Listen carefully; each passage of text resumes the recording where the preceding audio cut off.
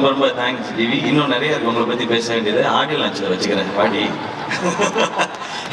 Especially இந்த படம் பராசக்தின்றது வந்து ஸ்டூடெண்ட்ஸோட பவர் என்னங்கிறத பேசுறது தான் இந்த படம். அந்த பவர் நிச்சயமாக படம் பார்க்கும்போது உணர்வாங்க.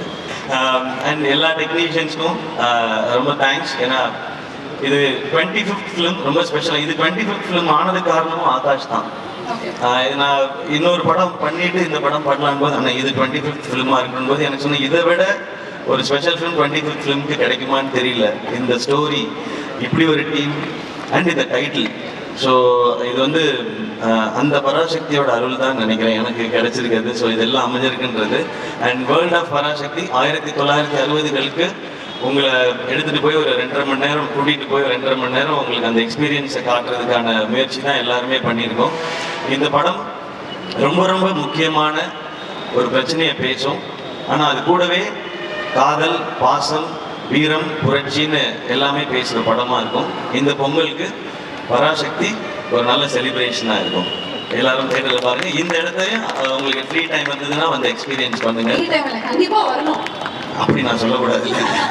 ஏன்டா எவ்வளோ வேலை இருக்கு, நீ நான் கண்டிப்பாக வரணுன்ற அப்படின்னு கேட்பாங்க. உங்களுக்கு தெரியாது மேடையில் பேசுறது எவ்வளோ கஷ்டம்னு. நான் யோசிச்சு பேசிட்டு இருக்கோம். ஸோ ஃப்ரீ டைம் இருக்கும்போது வந்து பாருங்க. இந்த வீக்கெண்ட் வந்துருச்சு இல்லையா? ஸோ எங்கேயாவது பக்கமாக அப்படி போகும்போது வாங்க. ஓ இதெல்லாம் பண்ணியிருக்கீங்களான்னு இருக்கும். எனக்கு அந்த செவர்லே கார்லாம் பார்க்கும்போது அந்த மாதிரி ஒரு எக்ஸ்பீரியன்ஸ் தான் இருக்குது. நான் அதெல்லாம் கேள்விப்பட்டிருக்கேன், கேட்டிருக்கேன். அது நேரில் பார்க்கும்போதோ அது அனுபவிக்கும் போதோ அது ஒரு புது ஃபீல். அது அண்ட் இந்த இடத்துல இந்த ஈவெண்ட் நடக்கிறது சூப்பர். ஆமாம்.